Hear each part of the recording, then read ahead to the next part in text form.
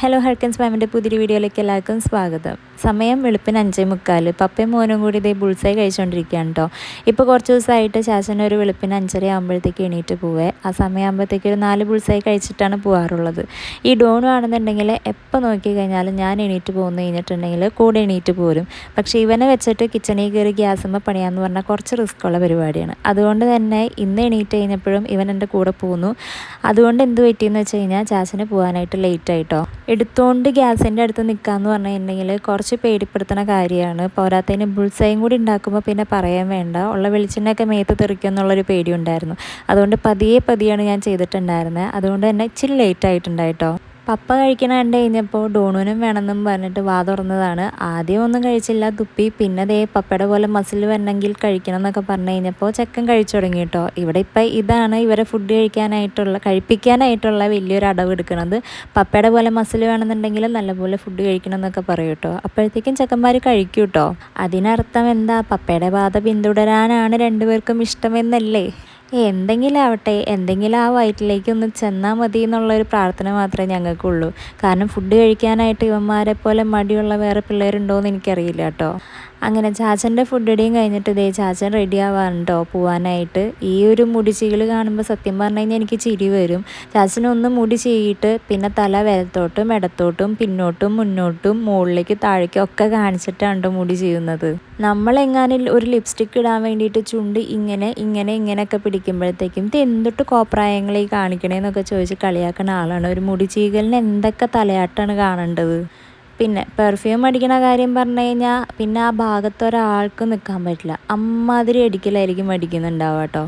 Socks എടുക്കണുണ്ട് കഴിഞ്ഞപ്പോൾ ഞാൻ ബെഡിൽ നിന്ന് അങ്ങ് മാറിക്കൊടുത്തു. കാരണം കഴിഞ്ഞ ദിവസം സോക്സ് ഇടാൻ വേണ്ടിയിട്ട് ആൾ ബെഡിൽ കിടന്നു മലർന്നൊക്കെയാണല്ലോ. പക്ഷെ ഇന്നാണെന്നുണ്ടെങ്കിൽ നിന്നിട്ടൊക്കെ ഇടുന്നുണ്ട്. അപ്പം ഞാൻ ചോദിച്ചു, എന്തേ കിടക്കണില്ലേ സോക്സ് ഇടാന്ന് ചോദിച്ചപ്പോൾ പറഞ്ഞു, രാവിലെ തന്നെ വലിയ വയറുണ്ടാവില്ല, കാരണം എംപ്റ്റി സ്റ്റൊമക്കാണല്ലോ. എംപ്റ്റി സ്റ്റൊമക്കല്ല, ഒരു 4 ബുൾസൈ കയറിയിട്ടുണ്ട്, എന്നാലും വലിയ വയറുണ്ടാവില്ല. പക്ഷെ ഫുഡൊക്കെ അടിച്ച് കഴിഞ്ഞ് വരുമ്പോഴത്തേക്ക് ഒരു ഉച്ചയും രാത്രിയൊക്കെ ആകുമ്പോഴത്തേക്ക് സോക്സ് ഇടണമെങ്കിൽ കിടന്നങ്ങ് ഇടണം.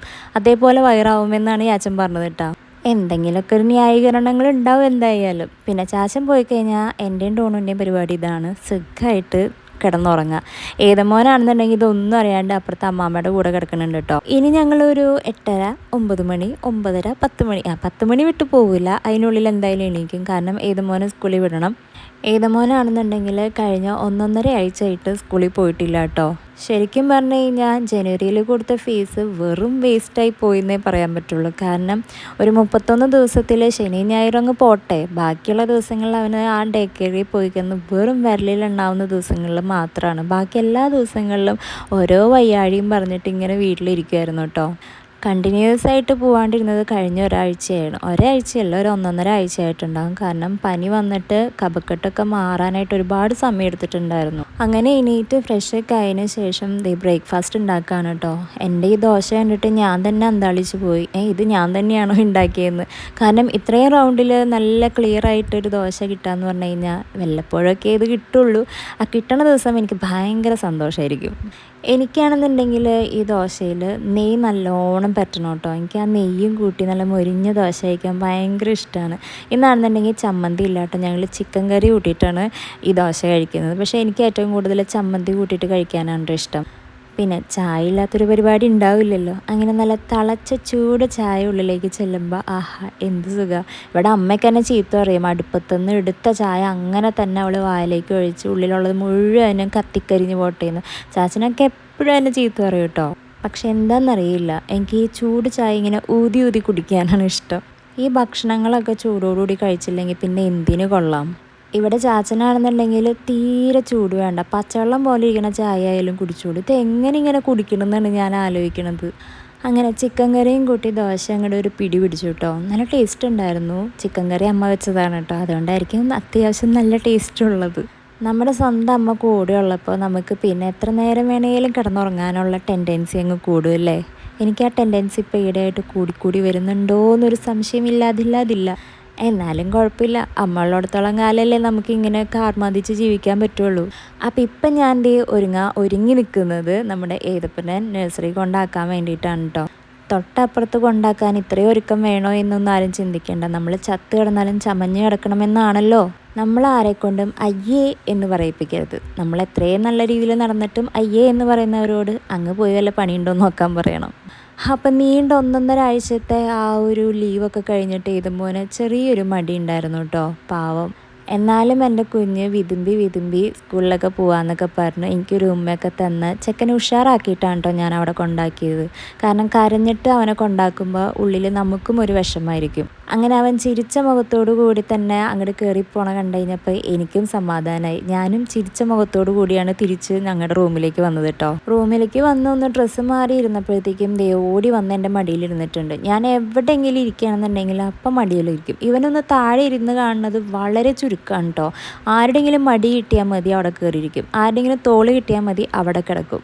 അങ്ങനെ ഞാനൊക്കെ തിരുത്തോണ്ട് നടക്കുന്ന സമയത്താണ് ചാച്ചൻ വന്നത്. വേഗം ഞാൻ ചാച്ചനെ ഹാൻഡ് ഓവർ ചെയ്തു. ചാച്ചനെ കണ്ടപ്പോഴത്തേക്കും പപ്പ എന്ന് പറഞ്ഞങ്ങ് ഓടിപ്പോയിട്ടോ. പിന്നെ പപ്പയും മോനും ആയിരുന്നു ഗുസ്തി.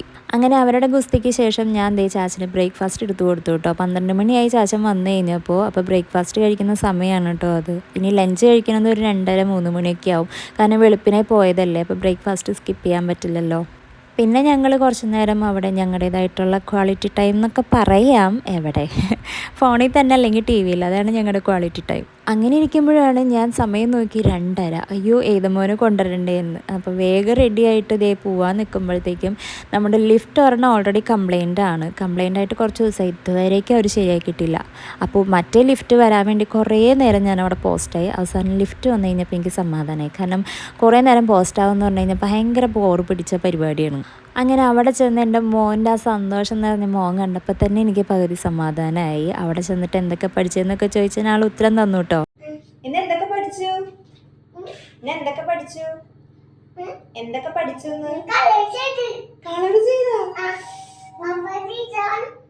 ഗുഡ് ബോയ് എന്ന് പറഞ്ഞാ നാളെ വരാൻ പോണില്ലേ?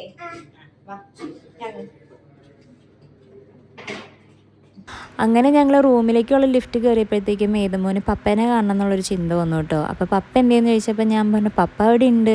ഇപ്പോൾ 2-3 ദിവസമായിട്ട് പപ്പ സ്നേഹം ഇച്ചിരി കൂടുന്നുണ്ട് കേട്ടോ. എന്തായാലും എനിക്ക് ഭയങ്കര സന്തോഷമാണ്. കാരണം ചാച്ചനാണെന്നുണ്ടെങ്കിൽ ആ ഒരു സ്നേഹം കിട്ടാൻ ഭയങ്കരമായിട്ട് കൊതിച്ചിട്ട് ആളാണ് കേട്ടോ. ഇപ്പോൾ ഇടയായിട്ട് പപ്പ എന്നൊക്കെ വിളിക്കുമ്പോൾ നമുക്കും ഒരു സന്തോഷം. അല്ലെങ്കിൽ അമ്മമാർ അങ്ങനെയാണല്ലോ, പപ്പയുടെ അടുത്ത് കൂടുതൽ സ്നേഹം കാണിക്കുന്നതാണ് അമ്മമാർക്ക് ഏറ്റവും കൂടുതൽ ഇഷ്ടം എന്ന് പറയുന്നത് വളരെ സത്യമായിട്ടുള്ള കാര്യമാണ്. അങ്ങനെ ഏതമോൻ്റെ സൗണ്ട് കേട്ടപ്പോഴത്തേക്കും ഒരാൾ റൂമിൽ നിന്ന് ഓടി വന്നേക്കാണ്ടോ ചേട്ടനെ കാണാൻ വേണ്ടിയിട്ട്. സാധാരണ അവൻ ഒളിച്ച് നിൽക്കാറാണ് പതിവ്. ഇന്ന് ഓടി വന്നു.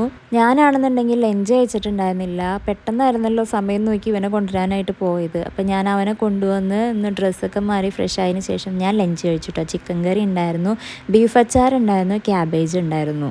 ഏതമോൻ ഓൾറെഡി ലഞ്ചൊക്കെ കഴിച്ചിട്ടാണ് അവിടെ നിന്ന് വന്നത്. പിന്നെ അവിടെ നിന്ന് വന്നതല്ലേ കുറച്ചൊന്ന് ഉഷാറായിക്കോട്ടെ എന്ന് വിചാരിച്ചിട്ട് നമ്മൾ ന്യൂഡിൽസ് കൊടുത്തു കേട്ടോ. അങ്ങനെയൊക്കെ ഇരിക്കുമ്പോഴത്തേക്കും ചാച്ചന് പിന്നെയും പോവാൻ നേരായി. പാവം ഒന്ന് ഇച്ചിരി ഉറങ്ങി വന്നപ്പോഴത്തേക്കും ആണ് പോവാനുള്ള സമയത്തിൻ്റെ അലാം അടിച്ചത്.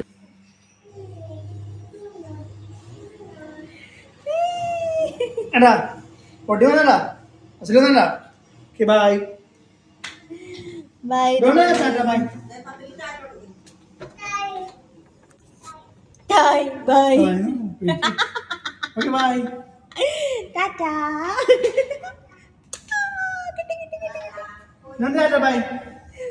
Bye.